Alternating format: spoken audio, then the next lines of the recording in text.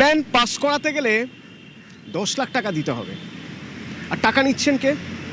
মেয়রের চেয়ারে যিনি বসে আছেন। বিশ্বাস হয়?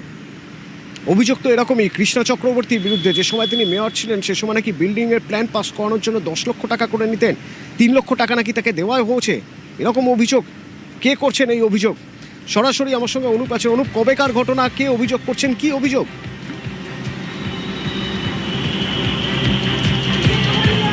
দেখো, 2025 সালের একটি ঘটনা। মূলত ইতিমধ্যে বিধাননগর পুলিশ কমিশনারের কাছে লিখিতভাবে কিন্তু অভিযোগ জানানো হয়েছে, মেলও করা হয়েছে। তার কারণ বলা হচ্ছে, শান্তনু চক্রবর্তী নামে এক ব্যবসায়ী, সল্টলেকের বিবি ব্লকের ব্যবসায়ী, সেখানে যখন তিনি একটি বিল্ডিং করছিলেন সেই প্ল্যান পাস করার জন্য 10 লক্ষ টাকা তার থেকে চাওয়া হয়েছিল বলে এমনটা তিনি অভিযোগ করছেন। বলা হচ্ছে 3 লক্ষ টাকা ইতিমধ্যেই তিনি দিয়েছেন, আরও 7 লক্ষ টাকা বাকি ছিল।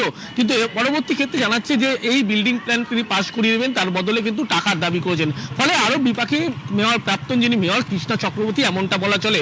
গতকালই তার বিরুদ্ধে একটি অভিযোগ যেমন হয়েছিল, তার পরবর্তী ক্ষেত্রে দেখা গেল 10 লক্ষ টাকা দাবি করছে যে বিল্ডিং এর প্ল্যান পাস করিয়ে দেবে, সেই কারণে, না হলে এই বিল্ডিং এর প্ল্যান দেবে না, এমনটা বলা হয়েছিল।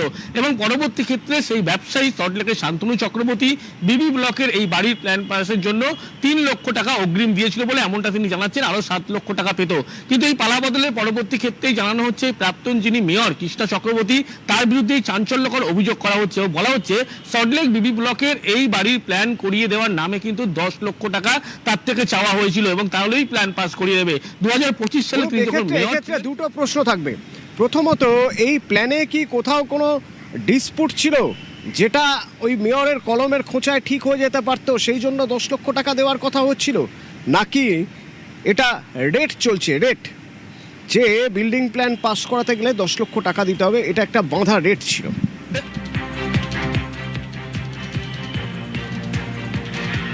দেখো, যে কোনো ব্যবসায়ী কোনো অভিযোগ করতে গেলে সেক্ষেত্রে তারা জানায় যে তাদের কিন্তু সমস্তভাবে বৈধ প্ল্যান পাস করা হয়, কিন্তু এক্ষেত্রে কোনো রকম তার যে একেবারে বৈধ যে প্ল্যান ভাবে পাস করানো হচ্ছে তিনি এমনটাই জানিয়েছেন।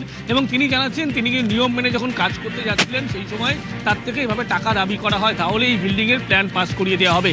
যদিও গোটা ঘটনা ইতিমধ্যে বিধাননগর পুলিশ কমিশনের কাছে লিখিত অভিযোগ যেহেতু দায়ের হয়েছে, মেল করা হয়েছে, সেই কারণে পুলিশের পক্ষ থেকে পরবর্তী ক্ষেত্রে খতিয়ে দেখা হবে। কিন্তু যে ব্যবসায়ী, বিবি ব্লকের বাসিন্দা যে ব্যবসায়ী, তিনি অভিযোগ করছেন শান্তনু চক্রবর্তী তার বৈধ সমস্ত রকম নথি থাকা সত্ত্বেও তার কাছ থেকে এই রেড চার্জ ছিল বলে এমনটা মনে করছে, এবং সেই কারণে তার থেকে 10 লক্ষ টাকা অগ্রিম চাওয়া হয়েছিল। 3 লক্ষ টাকা তিনি দিয়েছিলেন।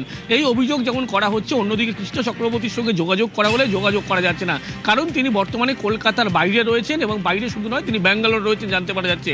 কিন্তু এই যে যাবতীয় যে ঘটনা বলা হচ্ছে, মেয়রের যখন তিনি চেয়ারে বসেছিলেন সেই থেকে বলা হচ্ছে বিল্ডিংয়ের প্ল্যান পাস করিয়ে দেবে, সেই জন্য তাকে 10 লক্ষ টাকা দিতে হবে। এই যে গুরুত্বপূর্ণ যে চাঞ্চল্যকর অভিযোগ করছে সেটা নিয়ে কিন্তু প্রশ্ন উঠছে। কিন্তু অন্যদিকে এই বিষয় নিয়ে প্রাক্তন মেয়র কৃষ্ণা চক্রবর্তী, তার সঙ্গে কোনোভাবে যোগাযোগ করা যাচ্ছে না, তিনি কলকাতায় নেই, সেই কারণে। কিন্তু অভিযোগ যেটা করা হচ্ছে, শান্তনু চক্রবর্তীর যে ব্যবসায়ী অভিযোগ করছেন, তার বিবি ব্লকের একটি বিল্ডিং, সেখানেই কাজ করার জন্য তিনি জানিয়েছিলেন, এবং সেখানে বলা এই প্ল্যান পাস করাতে গেলে 10 লক্ষ টাকা দিতে হবে। যদিও পুলিশের পক্ষ থেকে অভিযোগের পরবর্তী ক্ষেত্রে গোটা ঘটনা খতিয়ে দেখা হবে, এমনটাই জানতে পারা যাচ্ছে। আচ্ছা।